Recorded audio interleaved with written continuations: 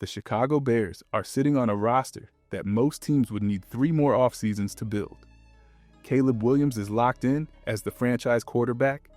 Ben Johnson is running the offense for a second straight year, and the weapons around that combination are honestly a little scary. Rome Odunze, Luther Burden, and Colston Loveland give this passing game 3 completely different ways to hurt you on every single snap. That is not a rebuild anymore. That is a team that expects to win now. And the scary part is, they are not even close to finished. The defense got faster on purpose this offseason. Devin Bush and DeMarco Jackson bring a level of speed to the linebacker room that the Bears have not had in a long time. The DJ Moore trade cleared $15 million in cap space and handed them an extra second-round pick. So now, they walk into April holding 4 selections in the first 3 rounds. Pick 25, pick 57, pick 60, pick 89, 4 chances to reshape the defensive side of this roster in a single weekend. And every single one of those picks carries weight because Dennis Allen is building a defense with a very specific type of player in mind. But here's what nobody is talking about yet. There is a wide receiver debate that is going to split this fan base right down the middle. There is a defensive tackle problem that does not have an easy fix. And there might be a trade involving a starting linebacker that changes everything before the draft even begins. The Bears have the picks, the cap space, and the plan. The question is whether the board falls the right way or if Ryan Poles has to get creative to make it all work. That journey starts at pick 25, and the first decision is bigger than most people realize. But before we get into that, hit that like and subscribe button for more Bears and all the NFL content. Let's aim for 250 likes on this video. Pick 25 is where this entire draft either clicks into place or forces Ryan Poles to improvise. And the 2 names at the top of that conversation are Emmanuel McNeil-Warren from Toledo and Dylan Thieneman from Oregon. Both are legitimate first-round safeties. Both fill a glaring hole the Bears created when they moved on from Jaquan Brisker and Kevin Byard this offseason. But the profiles are different enough that whichever one Chicago picks says a lot about how Dennis Allen plans to build the back end of this defense alongside Kobe Bryant. McNeil-Warren is a tone setter. PFF rated him the #1 overall safety in all of college football in 2025. He forced 9 fumbles across his college career at Toledo, racked up 214 tackles, and played snaps at box safety, free safety, and even slot corner. He is 6'3", 201 pounds, and he hits like someone who genuinely enjoys contact. The concern is his 40. Time came in at 4.52, which does not scream elite speed.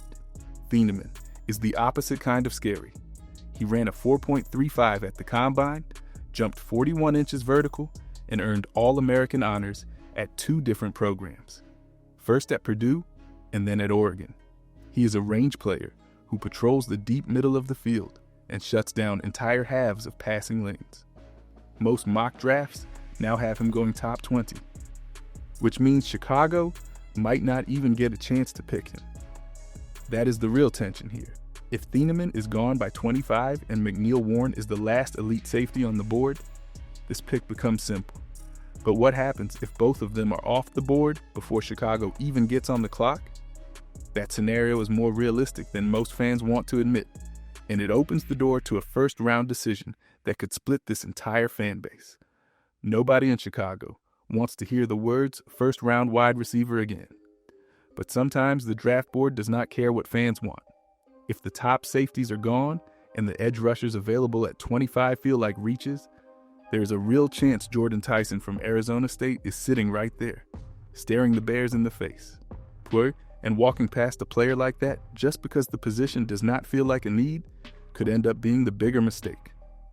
Tyson finished his career at Arizona State with 136 catches for 1,812 yards and 18 touchdowns across 2 seasons. He is 6'2", around 200 pounds, wins contested catches at an elite level, and was coached by Super Bowl MVP Hines Ward. Most draft boards had him going top 10 to top 15, before a hamstring issue slowed his combine. If he slides, someone is getting a steal. The Bears have done this exact thing before. Last year, they took Colston Loveland in the first round, when tight end was nowhere near a need. Then they grabbed Luther Burden in the second round when the wide receiver room was already deep, with Rome Odunze and DJ Moore still on the roster. Both picks looked like luxuries on draft night. Both turned into cornerstones of this offense within months. Ryan Poles and Ben Johnson have built a pattern now. If they believe a player is special, the position label does not matter. They take the talent and figure the rest out later. And that is exactly how Tyson could end up in Chicago. He gives Caleb Williams a big-bodied outside threat who can high-point the football and create after the catch, something this receiving room does not currently have at that size. Think of him as Ben Johnson's version of Jameson Williams in Detroit. But even if the Bears go this direction at 25, the defensive needs do not disappear. They just shift to rounds 2 and 3, where the edge rushers waiting on the board might be the best value in the entire draft. Regardless of what happens at pick 25, the pass rush is getting addressed in round 2. And the Bears could not have asked for a better group of edge rushers to be sitting there at picks 57 and 60. The name that keeps popping up in every Chicago-connected mock draft is Danny Dennis Sutton out of Penn State. He is 6'5", 265 pounds, and he posted back-to-back seasons of 8.5 sacks, including 3 forced fumbles in 2025. Penn State has become a factory for elite pass rushers, producing names like Micah Parsons, Chop Robinson, and Abdul Carter. Dennis Sutton is built from that same mold. His combine was ridiculous. He scored a 9.96 out of 10 on the relative athletic score, which ranks 9th among all defensive ends tested since 1987. His 3-cone drill hit the 98th percentile for edge defenders. He checks every single box that Dennis Allen looks for in a defensive end: size, length, power, and the ability to set the edge against the run. Then there is Derek Moore from Michigan, who broke out in his senior season with 10 sacks, 10.5 tackles for loss, and 41 quarterback pressures. He was voted team captain and won the Bo Schembechler MVP award. Moore wins with a violent bull rush that collapses the pocket, and he played in multiple alignments for Michigan. PFF actually projected him to Chicago at pick 57 in their 3-round mock. His run defense and gap discipline fit what Dennis Allen wants from a strong side end, someone who can set the edge and funnel everything back inside to the linebackers. The beauty of having 2 second-round picks 3 spots apart is that Chicago does not have to choose just one. They could grab Dennis Sutton at 57 and still swing at a different position at 60, or double down on the defensive line entirely. Either way, the edge rush gets fixed on day 2. But fixing the interior of that defensive line is a completely different puzzle. And the answer is not as obvious as most people think. This is the part of the draft conversation that most channels are completely ignoring. The 2026 defensive tackle class is deep in raw numbers, but almost nobody in it fits what Dennis Allen actually wants. Allen does not build his interior with massive 330-pound run stuffers who eat space. He wants undersized, explosive, first-step disruptors who can shoot gaps and collapse the pocket from the inside. That is a very specific type of player, and the draft board thins out fast once you apply that filter. Names like Caleb Banks from Florida and Caden McDonald from Ohio State are talented, but both are bigger-bodied tackles who do not match the scheme. Banks also carries foot injury concerns at his size, which makes betting a premium pick on him even riskier. The one name that actually fits is Grayson Halton from Oklahoma. He is 6'3", 293 pounds, and his combine was electric.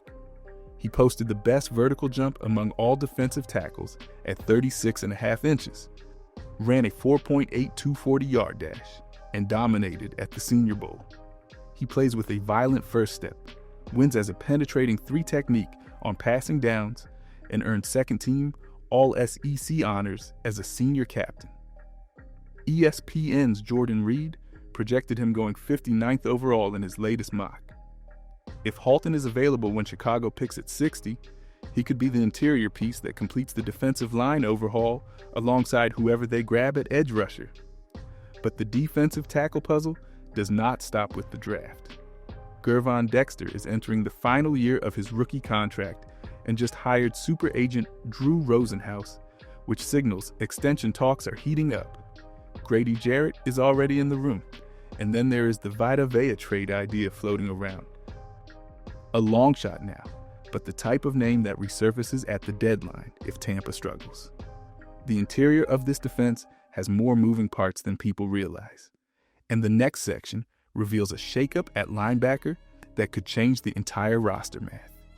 The move that flew under the radar this week might end up reshaping Chicago's entire draft strategy. Jack Sanborn is back with the Bears after spending 2025 in Dallas, reuniting with a linebacker room that suddenly looks deep enough to make a tough roster decision. Sanborn can play all three linebacker positions, contributes on special teams, and brings the kind of instincts that keep you on an NFL roster, even without elite athletic testing. His return was quiet, but the ripple effect is loud, because now, with Devin Bush, DeMarco Jackson, Sanborn, and depth pieces like Noah Sewell and Ruben Hippoly, all in the building, TJ Edwards goes from being the anchor of this defense to being the most expensive question mark on the roster. Edwards fractured his fibula in the wild card win against Green Bay, a non-contact injury that ended his playoff run. He is expected to be healthy by training camp, but his cap hit sits at $10.83 million this season. Cutting him actually cost the Bears more money, but a trade saves $6.1 million and only leaves $4.6 million in dead cap. The problem is that Edwards turns 30 during training camp. He is coming off a significant leg injury, and multiple insiders have reported that Chicago would not mind moving on. His trade value is likely a 5th or 6th round pick at best. But the cap relief matters just as much as the pick itself. Dallas, Indianapolis, Jacksonville, the Giants, and San Francisco all profile as potential landing spots for a smart, physical linebacker who can still start when healthy. And if the Bears do move Edwards before the draft, that opens the door for Anthony Hill Jr. from Texas. He is only 21 years old, racked up 249 career tackles, with 17 sacks and 8 forced fumbles across 3 seasons as a starter. He is a violent blitzer who plays every snap like a personal mission. If he slides to pick 89, he could walk in and compete for a starting role from day one, which brings us to a sleeper wide receiver the Bears are already bringing into the building for a private visit. While everyone is debating whether Chicago should take a receiver in round 1, the Bears are quietly doing homework on a mid-round target that fits this offense like a glove. Dejon Stribling from Ole Miss has an official top 30 visit scheduled with the Bears, and that visit is not a courtesy call. This is a player the building is genuinely interested in. At 6'2", 207 pounds, Stribling ran a 4.36 40-yard dash at the Combine, which was the 7th fastest among all wide receivers. His broad jump measured 10 feet 7 inches, making him the 2nd heaviest player to ever hit those numbers at the position. Those are not just good numbers for his size, those are historically rare. The production backs it up. Stribling played at 3 different schools across his college career: Washington State, Oklahoma State, and Ole Miss, and put up at least 50 catches, 800 receiving yards, and 5 touchdowns at every single stop. His final season with the Rebels was his best: 55 catches, 811 yards, 6 touchdowns, and nearly 8 yards after the catch per reception across 15 games. Ole Miss rode his shoulders during their college football playoff run, and he was the difference maker in their upset win over Georgia in the Sugar Bowl. On tape, he turns short completions into long touchdowns, blocks like he genuinely enjoys it, and plays with a chip on his shoulder that Ben Johnson absolutely loves in his receivers. The current depth behind Rome Odunze, Luther Burden, and Colston Loveland is thin. Jahdae Walker showed flashes as an undrafted free agent last year, but is still unproven. Khalif Raymond is mainly a returner. J.P. Richardson and Morris Alexander round out the room, but neither has locked down a significant role. Stribbling at a third or fourth round price, fills the size and speed gap without forcing the Bears to use premium draft capital on a receiver.